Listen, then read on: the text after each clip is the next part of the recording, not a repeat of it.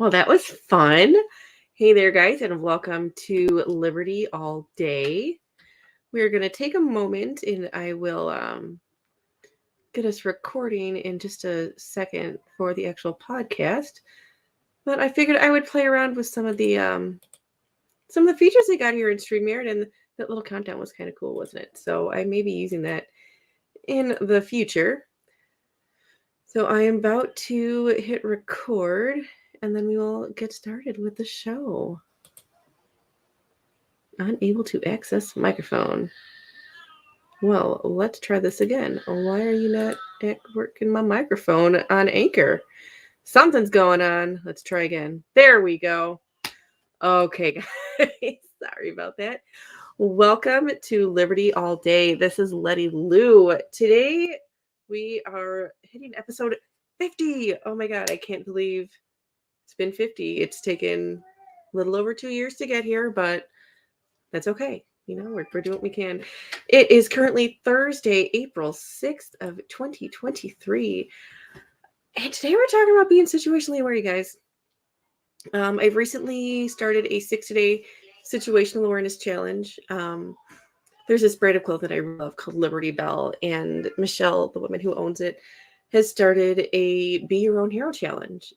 It's just for women, and it's 60 days where the people who are involved in it are focused on increasing their situational awareness. And there are these little mini challenges that are going to happen each week.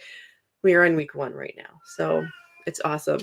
And there's about 50 or so women across the country who've joined it. And we're sharing our experiences with each other, the highs and the lows, the frustrations that we have, some of the problems that we're noticing, especially up here where it's still kind of winter, but it's trying to become spring. I think we're supposed to hit 70 next week.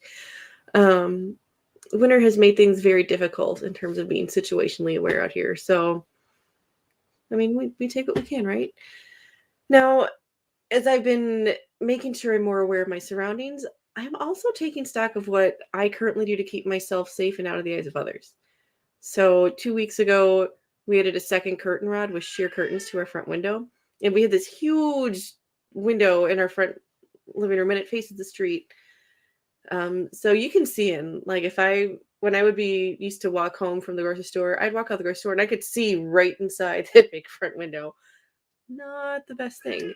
So we now have shears, and you can't see in really. You can slightly see like the plants that I've got right there, but we can see out, which is awesome.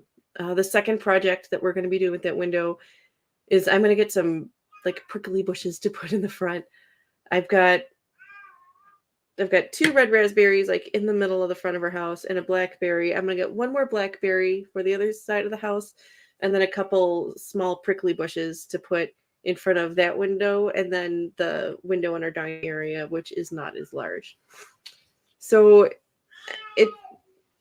we've already made a big difference by having the set of shears. For the year and a half we've been here in the Little Red House, everything that happens out that window has caught my eye. So it could be a car or a truck driving by, someone walking, just garbage like coming down the road that's being blown out of the parking lot across the street. One day before we actually put the shears up, I caught one of our neighbors actually kind of like peering in the window. He was not expecting me to be looking outside at that point when I caught his movement. Like, it was just one of those things. I was feeding the baby, and I was looking down at him because he had just fallen asleep. So I was wrapping him up, and I see something, and I look, and I turn, and we made eye contact.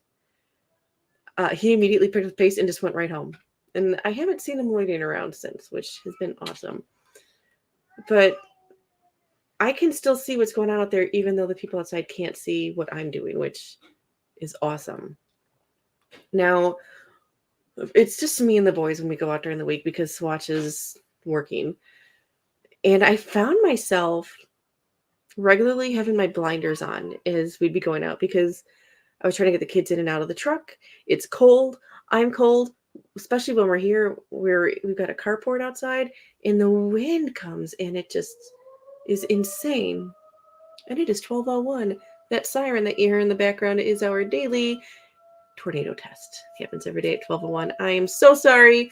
Did not look at the time before I started to record, so I'm glad our sirens are working. But I wasn't really looking around to see what was around me or who was in the area.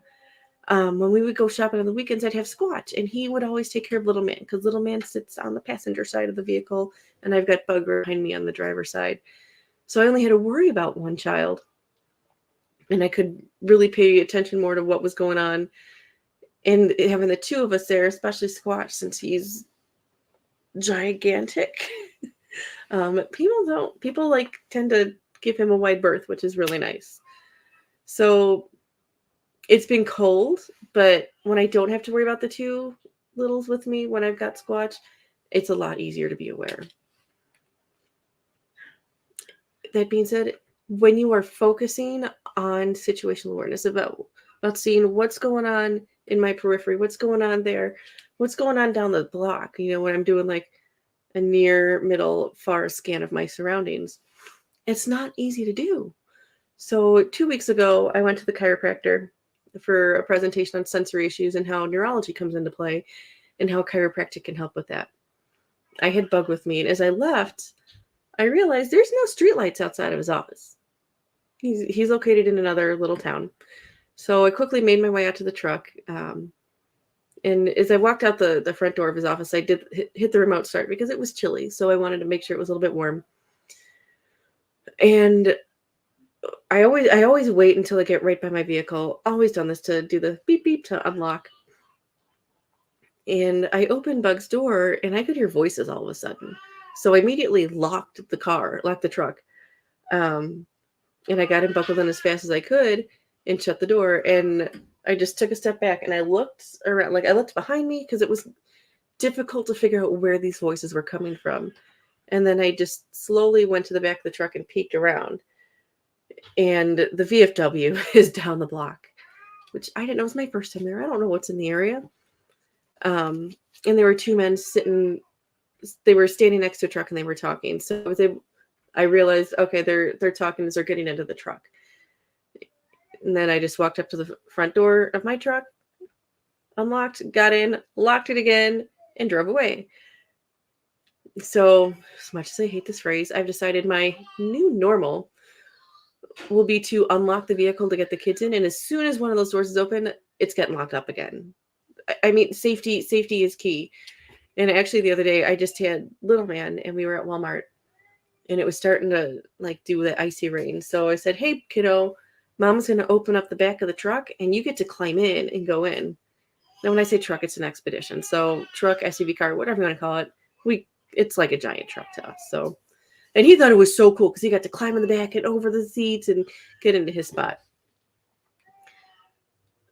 And as soon as he was in, lock the doors. Now, I've always been a bit obsessive when it comes to locking the doors in my vehicle. At the gas station, I open up the door, lock them, keys in my pocket while I'm pumping gas.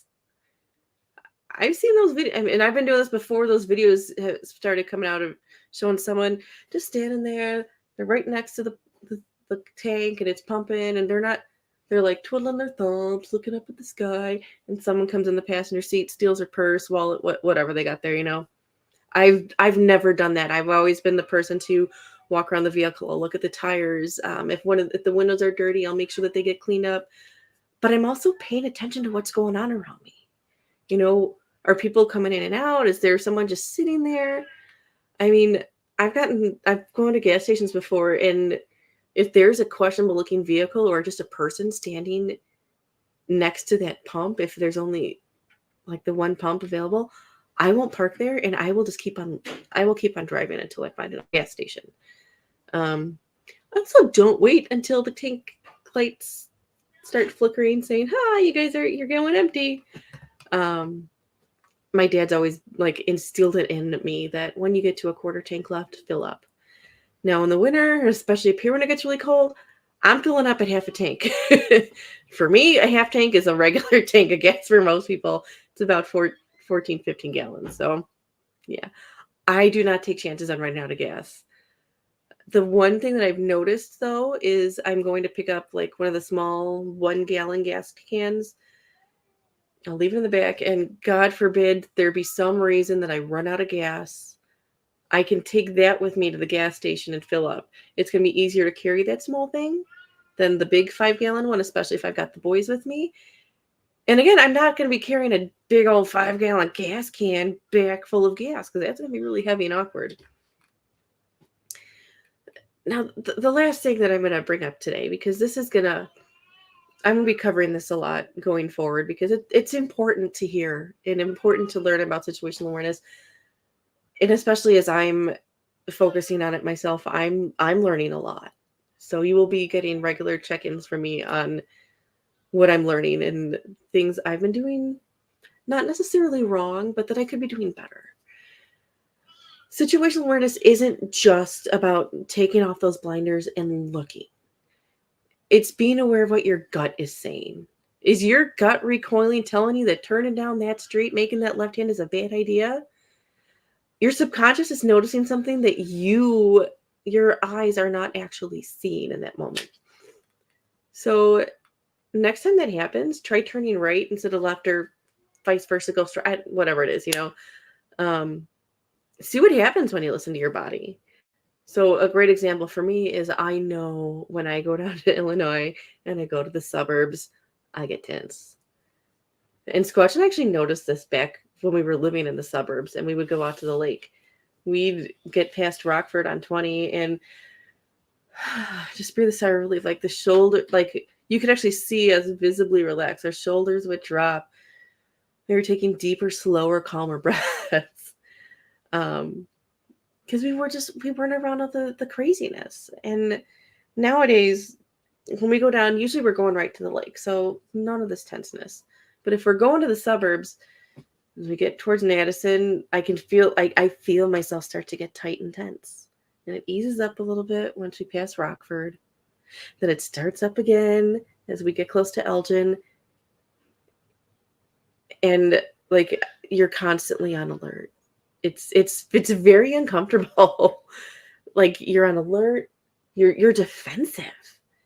And it's really interesting to notice that, especially since we've been living out more rural, when we get to those highly populated areas, that alertness really kicks in. So knowing that for me is huge because there's just something about being around this giant mess of humanity. My body does not enjoy it, and it tells me. And based on how things used to be when we lived in the suburbs and we'd leave to go out to the country, out to the lake, to Galena, it's not healthy. It's common. I don't know if it's just us or if it's more people. If you've run into this, let me know because it's very uncomfortable and not fun. But to bring us to a conclusion, like I said, for now, because I'm going to keep coming back to this because it's really important.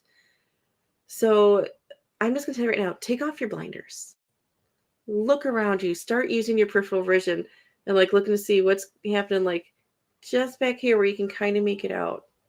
Actually see your surroundings for once and listen to what your gut is saying. It's not going to be easy. Even for me, it's not easy. And I worked in a job where I had to be situationally aware for 6 years. But if you keep it up, it's going to be second nature before you know it. All right. So I have ended the podcast recording. I don't think anybody was nobody was watching the live stream. So whatever. I also didn't announce that I was doing a live stream. So we'll see. But enjoy it. I will include links to Liberty Bell and the Be Your Own Hero Challenge in the comments. So have a good day, guys.